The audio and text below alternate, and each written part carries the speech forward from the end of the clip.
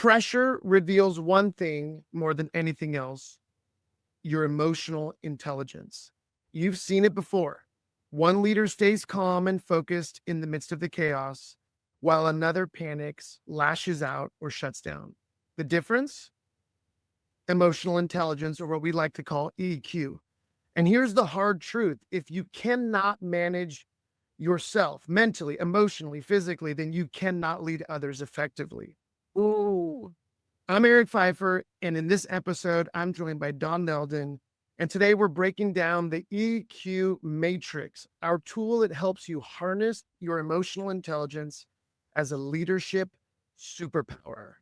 Oh, yeah. So you and I have worked with enough leaders to know that there are some real things at stake if you don't know how to manage your emotional intelligence, if you have low EQ. And I guarantee you that everybody listening to this has experienced leaders that have low EQ.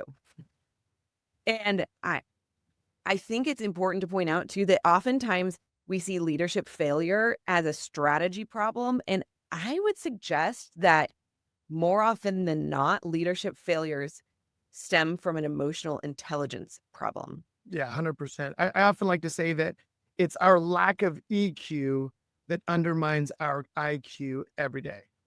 That's right. So we've all been, I just want to set the scene. We're in a meeting and things start to go a little sideways. And we know the difference between a leader who stays very calm, and they're not a doormat by any means, but they just have this composure that is able to guide the team through that chaos.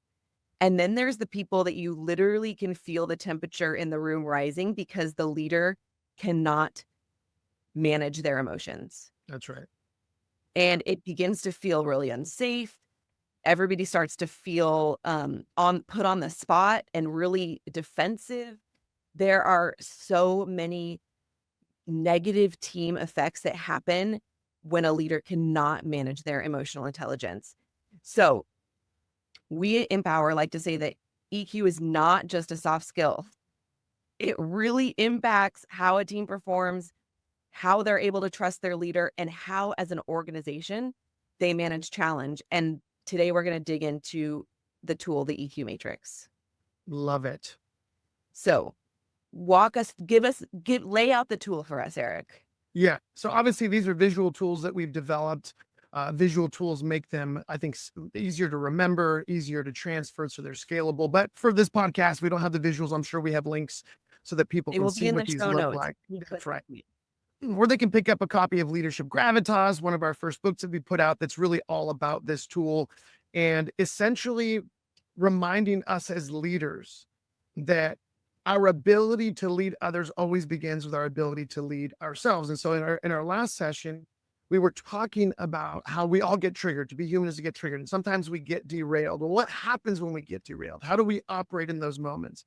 And really what's at stake, I want to say, is other people's ability to trust and follow us. Yep. If we're losing our minds and we're overreacting and we're throwing an adult tantrum, which is what I like to call it, which, by the way, I have thrown plenty in my life and probably will continue at times, we break trust with the people around us, right? The leaders that we want to follow are those who can stay calm, cool, and collected under fire. We don't want to follow a battalion or a military leader that when shots are being fired in our direction, they freak out and run and hide, right? Or they start screaming and lose their mind. Yeah. We want to be the kind of leaders that other people can trust in the midst of chaos. So the EQ matrix sets us up to understand there are 4 basic quadrants that help us understand every experience that we're having in life, right? So there are 2 basic relationships that we're dealing with every single day. The first is the obvious one with all the people and the circumstances around us. That's the relationship that we're most paying attention to throughout our days. But there's a second relationship that's equally important, if not more important, and that is our relationship with ourselves. And We're often blind to that. Oh, yeah. Maybe blind, unaware, naive, maybe just haven't spent much time really paying attention to what's going on for us internally, mentally, emotionally, and physically. So we've got these 2 relationships. And every day there are two ways that we're having to navigate those relationships. One is awareness. How aware are we of what's going on around us with other people? But also, how aware are we of what's going on for ourselves internally? The other engagement is what I like to call leadership. Now, in Daniel Goleman's original work in his book, Emotional Intelligence, he coined the phrase, he's the godfather of this conversation. He talks about management. I don't like that word because it sounds a little bit too status quo for me. So I like to say leadership. It feels more proactive, more intentional. It's our responsibility. So we've got relationship with others, relationship with ourselves. We've got awareness of others and ourselves. And we've got how do we lead others and ourselves? And like I've already said, our ability to lead others is directly connected to our ability to lead ourselves. And when we talk about getting triggered, right, when we get a little bit hijacked, it's really important to remember those are just indicators like the indicators on the dashboard of our car. Like the lights light up and say, hey, you got low tire pressure, you got low windshield wiper fluid, hey, you have a check engine light on. Like those indicators are our friends. They are our friends because they're there to let us know something's going on in the vehicle that we may not be aware of. And if we don't pay attention to those indicators, right, as often we do, okay, the check engine light's been on for 6 months, but the car still drives, so we're fine. We've got time to slow down and have it checked out until we find ourselves broken down on the side of the road. And then we're like, Right. darn it, why didn't I go get it checked out before, right? So the EQ matrix gives us a way to understand that when we get triggered, what do we do with those triggers? How do we manage ourselves in the midst of the challenges, the chaos? We're getting pinged left and right. It helps us understand that every time that we are feeling triggered, it's an opportunity to start in self-awareness. First and foremost, what's going on for me internally? Our temptation is to blame the world around us, like we talked about in our last session. Our temptation is to point fingers. But the reality is, if we're triggered, that's on us. Mhm. And so personal responsibility requires that my first step is to process what's going on for me through the lens of self-awareness. How do I understand? Oh, go ahead. Sorry. It's so interesting about that, Eric, is that often this is backwards from how we typically view leadership. When we are triggered, this experience is outside of us. It's somebody else's problem. It is because of some mistake that somebody else made. And we view our responses as almost we have no control over them. And you're challenging us here to flip that upside down and to say, when you're triggered, instead of trying to lead others out of that situation that is causing you to be triggered, you start by paying attention to yourself and leading yourself. That's right, because we can't control the world around us, but we are supposed to be in control of our responses, right? Our attitudes and behaviors. So we jump into self-awareness. We pay attention to what's going on for me mentally, emotionally, physically. I own myself. We often talk about the importance of owning our emotions, or they will own us, right? And then that gives us an opportunity not just to see ourselves more clearly, but that is the beginning of what I would call the sobriety process, right? When we get hijacked, we lose our sobriety, and we get hijacked by all these fears, insecurities, anger, hostility, bitterness, unforgiveness, whatever it is, and we lash out from those emotions. And self-awareness gives us a chance to recognize, hey, I am being disrupted. I am having these emotions. But guess what? My emotions don't have to dictate how I respond to this situation. They're just indicators that I'm being disrupted in some way. We practice self-awareness so that we can see ourselves more clearly, because we have a little saying in our world, you can't lead what you can't see. So once we see ourselves more clearly, then we have an opportunity to move into the next quadrant, which is self-leadership. Now, notice the starting point for emotional intelligence is not dealing with everybody else. It's Right. dealing with ourselves, because we can only give to others what we first cultivate internally. If we're cultivating anger, hostility, bitterness, resentment, then that's what we're going to give to the world around us. If instead we're learning to cultivate peace, clarity, confidence, courage, understanding, empathy, compassion, then that's what we're going to bring to the environment around us. So once we see ourselves more clearly, now we get to lead ourselves more effectively. We get to practice the skill of composure, right? Where we remember that as adults, We don't have to fly out the handle. We don't have to react violently or aggressively. We don't have to withdraw and go hide ourselves in a hole. We get to choose how we show up to any situation, right? Which then gives us a chance to practice things like adaptability, flexibility, and also gives us a chance to really see the situation more clearly. Now that we've recovered some of our sobriety, we're more likely going to see the circumstances that we're facing with a new perspective. This Yes. is where we get to reframe the situation. Instead of seeing life happening to us, we get to say, no, life is happening for us. Instead of seeing this as an obstacle, we get to see it as an opportunity. And the number of clients that you and I have worked with over the years where they are up against something really difficult, but when they slow down and say, before we try to fix or solve the problems around us, we together are going to practice self-awareness, self-leadership, and that puts them into a new posture where they have now a new perspective. They're able to reframe the situation. And that's where they begin to harness the collective genius of group as they then move into the other two quadrants of others awareness and other leadership. Now I'm going to get to those, but just really quickly, I want to hear what you're connecting with on that. Yes. Thank you. Because I want to drop in an illustration that you use all the time, which illustrates beautifully self-leadership. And that is the image of a swan, right? We see the swan just so gracefully gliding across the water. It looks effortless. And what we don't see is that underneath the water, those little swan feet are paddling for all it's worth. That is how self-leadership and self-awareness kind of work together. There might be a lot happening internally, but I still get to choose how I'm operating above the water, what's happening, how people are experiencing me, how I'm leading. And as you said, that ability of being able to choose that and cultivate that in myself is then what I'm able to offer other people. And to beat the drum again, nobody wants a leader that is panicked in the midst of chaos. That does not instill confidence. Absolutely. I mean, we also use the illustration of the iceberg. Yes. Like when we're dealing with the challenges around us, I think our temptation is to think that 90% of the issue is what we see above the water, right? The Titanic sank not because it didn't see the iceberg, but because it only saw what was above the surface, which is only 10% of the mass of the iceberg. 90% is hidden beneath the surface.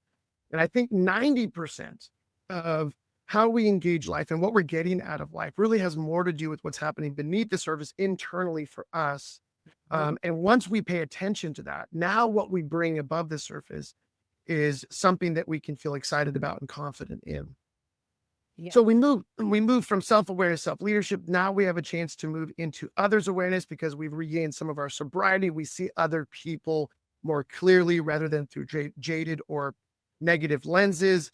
And so we can start seeing other people, the circumstances, the situation, the problem, with not just greater clarity, but now we're able to see how can we leverage whatever we have available to us to come up with the most creative solutions. And again, we can only lead what we can see. So the better we see the people around us, the circumstances, then we can eventually move into others' leadership, where we get to communicate effectively. We get to practice whatever conflict is required of us in that context, and also be able to engage whatever the situation is from a position of clarity, confidence, and courage. And as leaders, I would suggest that is one of our primary responsibilities, is to bring a better version of ourselves to these very chaotic, difficult, challenging situations. That's what's required of us. And so as leaders, it would do us all a lot of good if we would dare to do this, to actually get some feedback from team members, from spouses, from older children in our households, to ask, hey, when things are tough, when we're up against, a challenge, how do you see me behave in those moments? Where do you potentially see me kind of overreacting or operating out of negative emotions? Where do you see the best version of me? Where do you see the worst version of me? Because it's not until we get there. I think everybody thinks they're awesome under pressure, but it's not until we get that feedback that we get a little bit clearer view on the areas that we get to work on. Yeah, it's those blind spots that are the real problem. It's when we have ignored the dashboard lights for long enough, they kind of just become a part of the dashboard. We don't even see them anymore. I drive a car with over 300,000 miles. Every light on my dashboard is on at all times, which means something could go wrong at any moment. Like, I have stopped paying attention to those lights altogether. And that's what our own internal life can be like. We just are blind to it. It means nothing to us, the way that we're operating or feeling in those moments. So that outside feedback is crucial. Well, let me, on that note, let me say this, because I think what you just illustrated is so powerful that we cope with those indicators that are at first screaming in our face. It's like, when the light first comes on, you're like, oh my gosh, my car's going to fall apart. But then after a few days, you're like, no, it's still running. I still can get away. And so we begin to ignore the signs, right? So this is really interesting. Here's the greatest challenge for most leaders, is that most leaders actually think they have a high degree of self-awareness. And statistically speaking, this is not us, even though I would agree with the stat. Most do not. Yeah. When they've assessed like thousands and thousands of leaders across different industries at different levels, they say, hey, at the beginning, what's your sense of your self-awareness? Scale of 1 to 10. Oh, I'm a 9, I'm a 10, I'm an 8.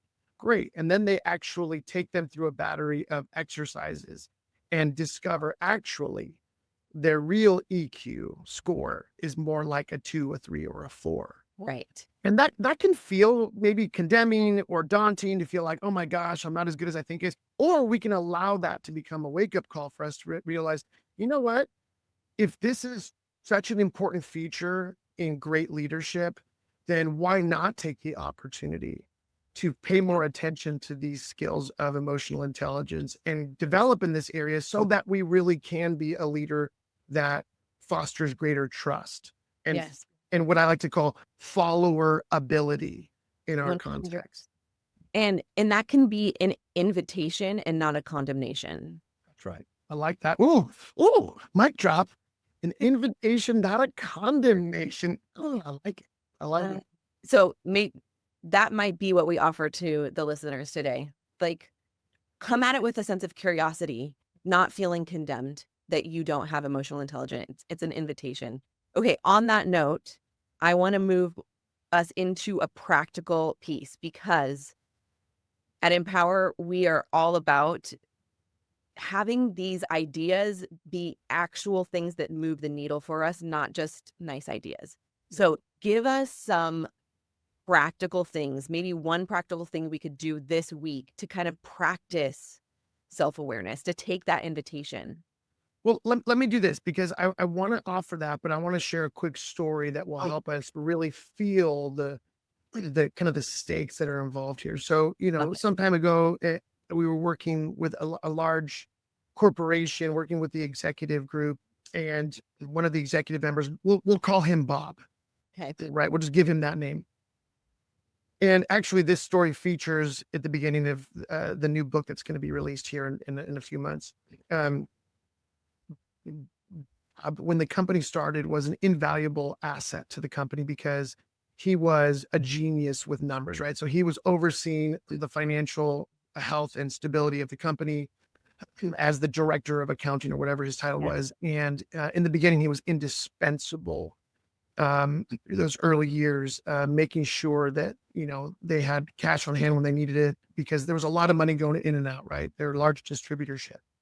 And as the company grew and they added more team members, and they went from like a team of like 30 to like hundreds, in a very short period of time, Bob eventually over time had to start working with a team of people that were hired beneath him to help offset the load that was growing.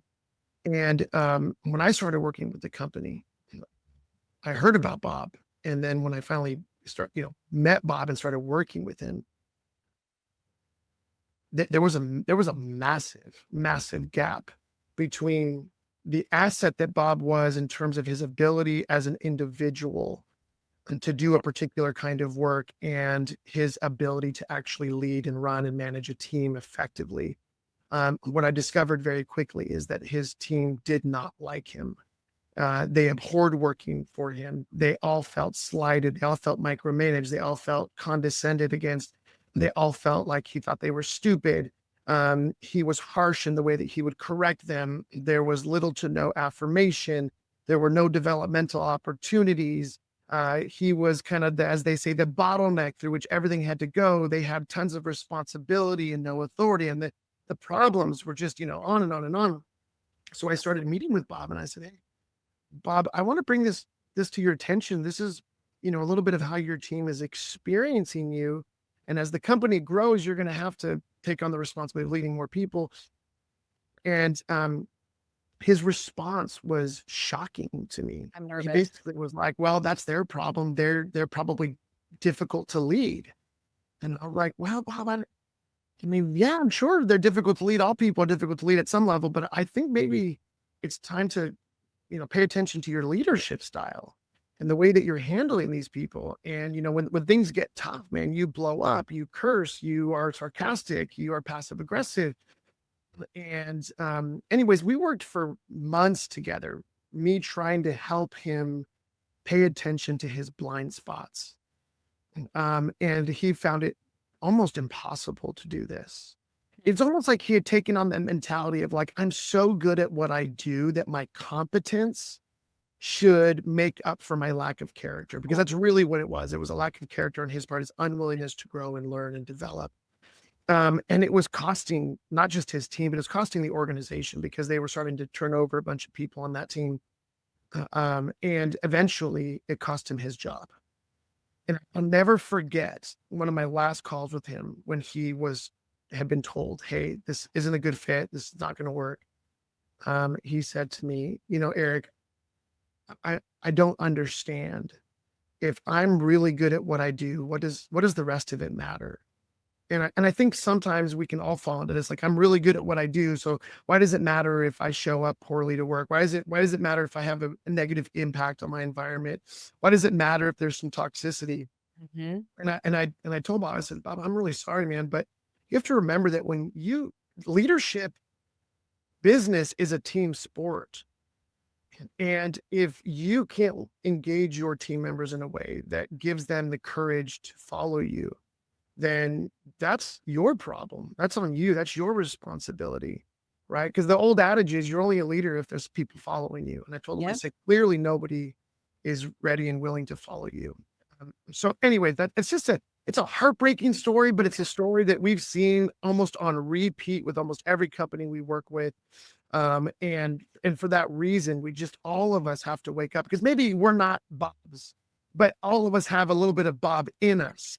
Right. We all have those dynamics in the workplace where, we show up, with negative attitudes or behaviors where we are most likely having a negative impact in our environment. And if we don't do the work to discover those blind spots, eventually those blind spots will get the best of us. Yep. That's absolutely right. And we all have experience with those individuals that show up with that mentality of, I'm so good at what I do, the rest doesn't matter. And the reality is that it does matter. All of us who have experienced that know how much it matters. Yeah. Yeah. So doing this work is incredibly important. Yeah. All right. Give us some practical handles. Yeah. So here's one thing that I want to encourage our listeners to do is, we can do this one of two ways. Number one, last week we talked about journaling, so this could be part of our journaling exercise if we wanted, but to start paying attention to the moments in our days or the areas in our life or the relationships that we regularly engage with where we lose our composure. Yes. In the ideal world, we are aware of when we lose our composure, but for all of us, it would greatly help if we sought feedback from the people around us that we trust the most to say, hey, help me identify the moments when you see me lose composure, and what does that practically look like? Do I raise my voice? Do I become a dominating personality?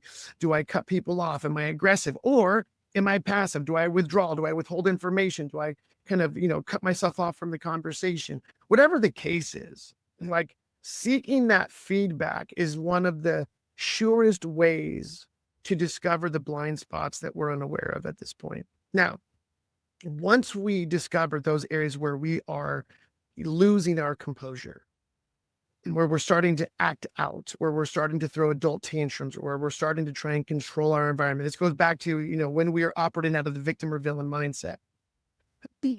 Here's the next thing we need to do. We need to practice 3 things in those areas where we're losing composure. Number 1 is brutal honesty. We need to be brutally honest about not only what's going on for us internally, but our impact on the environment. So ask those people, when I raised my voice, when I was using foul language, when I was being sarcastic, when I did X, Y, or Z, how did that impact you or the environment? That's the first order. The second thing is to practice humility, which we define as accepting who we are for better and for worse. We can only be who we are today. So there's no point in, glossing over or shading the truth. Right. But we need to learn to accept, like, this is an area of growth for me. And that's okay, because I'm a human being. So I'm always a work in progress. And I get to stumble and bumble and fumble my way forward.